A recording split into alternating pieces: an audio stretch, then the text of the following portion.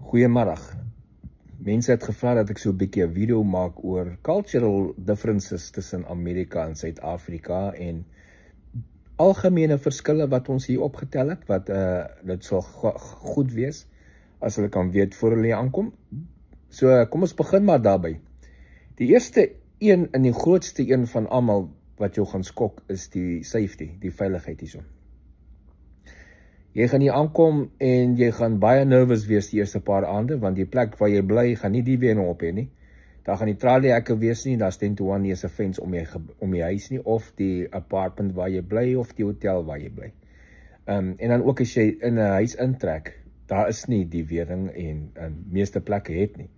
Die enigste plekke waar jy die wering kry, is byvoorbeeld in die neighborhoods van die swartes. Hulle het die wering vir hulle eie huise en vensters en deure, want hulle breek by mekaar in. Maar al is daar 'n wit woongebied reg langs hulle gaan plan nie daar nie. So, verstaan nie daai nie, maar dis wat dit is.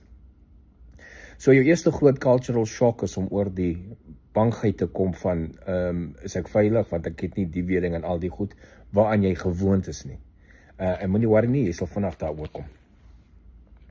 Die volgende ene is, die measurements. Hier's alles, is nie metriek nie. Jy dry in myle, die temperatuur is in Fahrenheit, die tannies wat kook, is 'n cup en 'n float ounce en die tipe van ding. So, kry maar vir jouself 'n conversion table as jy moet. Maar jy sal gou gewoond raak aan. Temperatuur, baie mense stel nog hulle eie huise termometers of die termometer op hulle fone. Stel hom aan Celsius, jy kan dit doen. Maar wat ek doen is, ek het gou gewoond geraak. Ek weet 50 degrees, 32 degrees is 0. It's no. It's no code. 50 degrees is 10 grade Celsius. So ek weet, as die dag onder 50 degrees is, dan kan ek maar vir my 'n truitjie vat, 'n klein jasie om werk toe te gaan. Dan gaan miskien een nodig het. Oor 50 degrees het ek nie een nodig nie. Dan weet ek ook, dit gaan warm word vandag. 60 degrees is hier so by 15, 16 grade, 70 degrees is hier so by 19, 20 grade, 21 grade, 80 degrees is so 25 grade, 90 degrees is hier by 32 grade, 31 grade, en 100 degrees is so 38 grade. Al wat ek weet, as ek by enigiets sien wat 85 en hoër is, dan raak ek bekommerd, want ek hou nie van hitte nie. Jy sal van 'n gewoonte aan. Selfs met miles. Die eerste ding wat jy gaan sien, hulle gaan vir jou sê, jou GPS in jou kar, make a right this street in a quarter of a mile. Dan drink jou kop 'n kwart kilometer, wat net hier 2 of 50 meter voor jou. Nee, hou maar aan ry. Dis nog so 'n bietjie verder. So, jy sal gou gewoond raak daaraan. Die ding van taal, ek sal so 'n bietjie meng in die video van taal. Die eerste een is, moenie hier kom en die ouens vertel van jou goeie bakkie wat jy in Suid-Afrika gered nie. Mense translate in Engels. No, my bakkie I had in South Africa was, I like this bakkie was a full. Die mense gaan jou baie skeef aankyk, hulle gaan nie idee het waarvan jy praat nie. Hulle gaan dink jy was deel van die Amish, want 'n bakkie hierso is 'n ding wat deur 'n perd getrek word. 'n Buggy eintlik. Nou dink hulle jy sê dit, want hulle hoor bakkie. So, jy kan nie sê bakkie nie, jy moet sê pick-up truck, my pick-up truck wat ek gehad het, en ek het dit al baie agtergekom, dat die mense sê, nou nie baie nie, maar die Suid-Afrikaanse mense wat hier gekom het, veral as hulle net hier kom vakansie hou en het nog nie gedink of gewoond geraak het nie, dan gebruik hulle die woord bakkie en die mense het nie klou waarvan jy praat nie. Ander interessante ding wat ek hier ook gesien het, wat 'n cultural shock vir my was, en vir baie mense kan wees, is die kinders wat werk. Hier by ons is glad nie snaaks vir kinders, sodra hulle 16 is, dan gaan hulle werk soek. Dan gaan soek hulle werk. Na skool, jy weet, en so aan 'n klomp van die kinders werk. Hier in ons dorp werk die, as jy gaan die restaurante kyk by ons dorp, die fast food restaurant en so, die hele restaurant word gerun deur kinders. Die manager is 'n kind, 18-jarige kind of 'n 19-jarige kind is die manager. En die dinge loop mooi. Daar's hier en daar, weet eienaars wat self daar betrokke is of is groot ouer mense, maar baie keer kom jy daar en sê hier is kof net kinders. En dit loop mooi. So jou kind kan werk kry, vinnig as hulle 16 is, jy kan selfs werk kry as jy onder 16 is, maar as beperkings, jy kan eers begin werk as jy bo 14 is, maar dis beperkings, jy mag net 2 ure of 3 ure 'n dag werk, daar sekere employment laws wat dat beperk, en dan selfs as jy groter is, het jy ook beperkings, en dan tot op 'n sekere vlak. En minimum payments, jy mag nie onder minimum payment gaan om die kind nog 'n kind is so nie. So jou kinders hierso, hulle almal wil werk want hulle soek sakgeld en ons het nie dit gedoen toe ons op skool was nie. Ons het min gehad wat gewerk het toe hulle nog op skool was. So, die volgende ding wat jy gaan vinnig catch, en jy vinnig kan uitcatch op dag 1, is obviously die bestuur. Ons ry aan die regterkant van die pad nie, sit in die linker seat en jy bestuur. Nou, mense kan dink, jy moet net mooi oplet. Jy kan gou 'n fout maak. Onthou as jy by 'n stopstraat stop daar in Suid-Afrika, en jy wil oor 'n pad gaan links en jy by 'n T-aansluiting, jy wil nou in die hoofpad gaan links of regs draai, dan kyk jy mos regs of 'n karre aankom. En dan links. Want die eerste karre gaan mos hier van regs afkom, die baan naby jou. En dan draai jy. Jou kop gaan gewoond wees daaraan. Stop jy hier by 'n T-aansluiting, en jy kyk regs, hier kom die karre en jy ry. Dan kom die karre van links af, want hulle is in hierdie kantste baan. So jy moet baie mooi dophou. In die begin, moenie haastig wees nie. Vat jou tyd. Volg die karre voor jou, as daar nie ander karre is nie. Wees net een ding is maklik. Jy moet altyd aan die regterkant van die geel lyn wees. So hier by ons is die lyne anderste. In Suid-Afrika is die middellyn wit lyne en die kantlyne geel lyne. Hier by ons andersom. Die middellyne wat die bane split, die rigtingbane split is geel en die wit lyne is kantlyne of splitbane, weet in dieselfde rigting. So as jy altyd die geel lyn aan jou linkerkant hou, dan is jy fine. As jy sien daai geel lyn is aan jou regterkant, dan moet jy weet, jy moet stop of 'n plan maak, jy's in die verkeerde baan. Ander driving, ek sal een keer 'n spesiale video maak net van die patrols. Okay, maar net so tussen hierdie was net so, want baie mense kom en hulle kry onmiddellik die probleme met links en regs draai, want hulle kyk die regterkant toe nie, en hulle kry probleme in die verkeerde baan ingaan. Tax in winkels, is nie wet op alle pryse nie. So die prys wat jy sien is nie wat jy gaan betaal nie. Jy moet altyd onthou jy gaan bietjie meer betaal vir tax.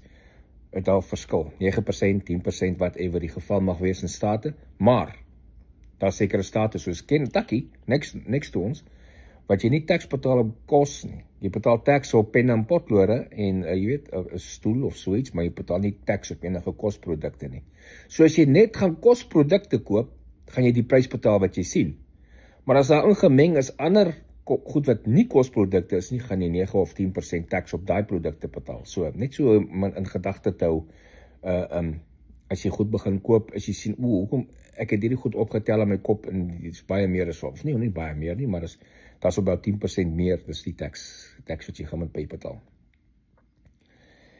Dan die hoe adres jy iemand hierso? Hier in Amerika is dit baie informeel. Jy weet, ons is gewoond aan oom en tannie en jy weet, meneer en mevrou en jou baas, jy noem hom meneer Jones of whatever die geval. Hier is dit baie informeel. Hier moet jy jou CEO op sy voornaam noem, dis wat hy wil hê. Jy noem hom sir of so, dan voel hulle ongemaklik. Hier's wel, en afval waar die land jy is. Hier in die suidelike state is dit nogal baie cultural om ma'am en sir te gebruik en die mense gebruik het baie. Maar nog steeds wil hulle eerder wat het jou sê? Hulle sê, call me Joe. As jy vir ook sê sir en hy sê, please call me Joe, call hom Joe vandaan af. Dit voel, as jy nog steeds aangaan met sir, dan voel het of jy hom nie respekteer nie. So, gaan met die flow wat hy jou sê. Jy kan begin met sir en ma'am enige tyd. Ankel en aand, jy weet, iemand wat ouer as jy is, by oom en met, jy noem ons iemand wat ouer as jy is, oom as jy met hom praat, of tannie as jy met haar praat. Hier sien vir iemand sê ankel en dan gaan hy dink hy is getroud met jou pa se suster, of so iets, of jy is jou pa se broer. Hulle verstaan nie van daai nie. Daar is cultures wat dit verstaan, daai terme van my auntie, of oomie, of tannie, of whatever. Dan die ander baie belangrike ding, jy weet in Suid-Afrika verwys ons na, weet die ou tannie wat daar werk by daai plek, of die ou oom wat daar sit, want dit is 'n respek, jy respekteer, hy's ouer as jy en hy het bietjie meer life kos. Jy moet nie hier sê, ek het eendag hier gepraat van 'n ou tannie, ek sê, ek het iemand vertel, ek het 'n ou tannie gevat om te vlieg, want sy wil graag een keer voor in 'n vliegtuig vlieg, voor sy haar sig verloor. Die ons het my skeef aangekyk, ek het, wat gaan aan? Toe sê die een vir my eendag, jy kan nie na haar verwys as 'n ou tannie nie, dis nie, dis glad nie goed nie, is nie respectvol nie, ek het nie geweet nie, so onthou daai ding, moenie na iemand verwys as that old man, or that old lady, of even youngsters, that young girl, want dan voel hulle ongemaklik. Ander ding van die kinders hierso in Amerika, wat 'n cultural shock vir ons kan wees, sal nou seker nie jou eie kinders wees nie, Die kinders hier trek vroeg uit die huis uit, sodra hulle klaar is met hoërskool, soos hulle gaan uit die huis uit. En hulle trou vroeg. Hier's kinders wat vroeg trou. Hulle trou sodra hulle klaar is met skool. Baie van hulle trou voor hulle obviously eers 20 is. Party het al kinders voor hulle 20 is. Hierso het nog, onthou in die 70s en die 60s en die 70s in Suid-Afrika was dit so gewees. Mense maak klaar met skool, jy weet, party gaan diensplig doen of so iets. Maar ons het daai tyd, kyk, my pa en my ma is getroud toe hulle nog voor hulle al 20 jaar oud was. En ek is gebore, my ma was 18, my pa was 20. So, daai tyd was dit normaal, jy weet, in die 60s en die 70s, reg oor die wêreld, of veral in Suid-Afrika, maar later het dit begin skuif. Dat in Suid-Afrika die mense baie later gaan trou. Hier is dit nog steeds so. Hulle trou jonk. Hulle het vinnig kinders jonk. Mense ook in die pad sien ek jong paartjie wat hier ook in die pad ingetrek het. Nou die oggend sien ek, daar's nog 'n baby, hulle het nou al 3 kinders. Hulle produktief. Mense is produktief hier so, hulle het groot families. Dan die reëls en regulasies. Hier in Amerika volg mense reëls en regulasies baie strikt. Hulle is baie ernstig op reëls en regulasies en hulle volg dit, wat baie nice is. Dis daar vir ons eie veiligheid en vir whatever, maar dis vir almal verstaan dit en almal volg die reëls en regulasies. Jy sien mense wat padreëls breek in groot formaat, jy weet, maak wat hulle wil, daai kom nie hier nie, en die ander is maklik om hulle uit te wys, hy kom, doen nie dit nie, jy weet. En die ouens is baie polite so, die mense is baie meer polite wat ek in Suid-Afrika gesien het. Maar daar's plekke waar jy kom wat dit nie so is nie, maar die groter gedeelte is dit definitief. Veral die plattelandse gedeelte is die grootste gedeelte van die land is baie konservatief anyway. Dan hierso, fast food is die stapelvoedsel hierso. Jy kan sien op video's en TV en movies en enige iets, daar's 'n obesity probleem in Amerika. Eerste plek wys dit is glad nie 'n probleem met die ekonomie en nie, almal kan bekostig om redelik groot te wees. Want hulle eet net takeaways die hele tyd. So die mense hier so staple food vir hulle is standaard, dis normaal. Hulle budget werk op elke aand takeaways te vat. Dis so hulle mense is lui om te kook, baie min mense kook self. Hulle partykeer is dit goedkoper vir die familie en vinniger om net takeaways te koop. Is omdat hulle sulke groot families ook het. Is dit vir die ma makliker as sy van die werk af kom koop gou 'n tap KFC of gewoon koop 5-6 hamburgers by McDonald's of whatever, en daar is hulle kos, dat sy nie nog hoef te staan en kos kook en al die tipe van ding nie. So, maar die Suid-Afrikaanse families wat ek hier gesien het, al ons hou by ons tradisies en gewoontes, so mense kook maar vir hulle self, en is obviously baie goedkoper as jy vir jouself kook die hele tyd en kos wegsit, so, maar dis 'n ding wat jy gewoond raak aan.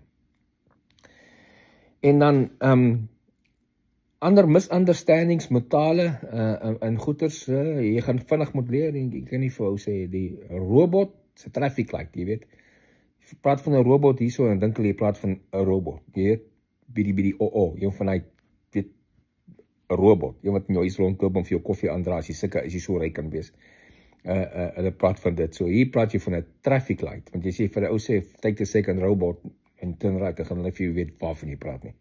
Hulle gaan dink jy praat van een of ander robot ding. Obviously op karre, as jy praat van 'n bonnet, hulle weet nie wat dit is nie, dis 'n hood, en 'n boot, is 'n trunk, jy weet, daai tipe van goeders.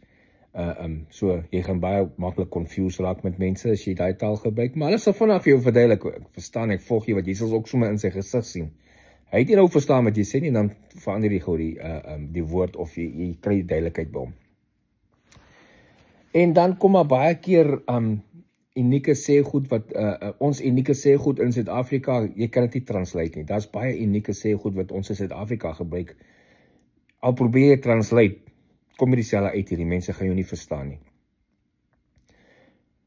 Moet nooit probeer direk vertaal nie. Maar dit leer jy oor tyd. Jy weet, baie mense, Afrikaanse mense wat sterk Afrikaans is en nie so sterk in Engels, probeer gewoonlik direk vertaal en dink in sy kop Afrikaans. En die sin kan heeltemal verkeerd om hier uitkom. Jy sal vanaf sien, mense verstaan nie, dan probeer jy vir hulle explain het, en vat jou tyd, het sal vanaf gebeur. En dan soos jy sê, byvoorbeeld, ag shame, jy weet, as jy vir iemand sê shame, en dink hulle is negatief, hy het shame op hom of so iets, en dis wat ons gebruik, as jy sleg voel vir iemand as shame, dis vir hulle 'n negatiewe emotion, so dat kan vir hulle verkeerd om uitkom. Chips, jy kan jouself lekker vars draai in die restaurant, as jy sê, ek soek chips, steak and chips, dan gaan hulle vir jou steak bring in 'n pakkie sout en asyn chips. As jy wil steak and chips hê, gaan dit vir jou wees steak en french fries, jy weet. Jy leer vandag. Jy gaan daai fout net een keer maak as jy graag french fries wil gehad het of jy slap chips wil gehad het en hulle bring vir jou 'n pakkie sout en asyn chips. Biscuits, onthou, biscuits is 'n verskillende ding hierso. Jy weet, wat is die verskillende biscuits wat jy kry? Romany cream biscuits. Hier is 'n biscuit 'n scone. 'n Biscuit hier lyk soos 'n scone, is presies dieselfde ding as 'n Engelse scone, maar hulle noem dit 'n biscuit. So, as jy vra vir 'n biscuit, dan gaan jy 'n scone kry. As jy vra vir 'n scone, gaan hulle dit nie meer, wat praat jy van nou? Hulle gaan nie weet waarvan jy praat nie. So, jy moet 'n biscuit hier so is soos 'n scone, en Romany cream biscuit wat jy van praat, is 'n koekie hierso. Dan ook soos ander goeder soos tekkies. Jy kan nie sê ek het lekker tekkies gekoop nie. Jy moet sê sneakers, hulle gaan nie tekkies verstaan of so nie. En dan ook ander goed soos byvoorbeeld Uniek Suid-Afrika wat ons meng. Jy wil vir iemand sê jy het 'n lekker party gehad gister by die Sokkie of by Joel. We had a nice time at the Joel last night. Hulle gaan nie een cooking clue hê waarvan jy praat nie. So, dis maar baie keer. Jy sal definitief agterkom veral met die taal, dat iemand jou glad nie verstaan nie, en dan gaan jy vir hulle moet weer verduidelik. So, ek sal kyk, gooi op hierdie video nog vrae wat julle het, wat kan interessant vra. Ek kan nie nou onmiddellik aan al die cultural differences dink nie, maar as ek nog cultural differences dink, sal ek vir julle opsit hierso. Baie dankie.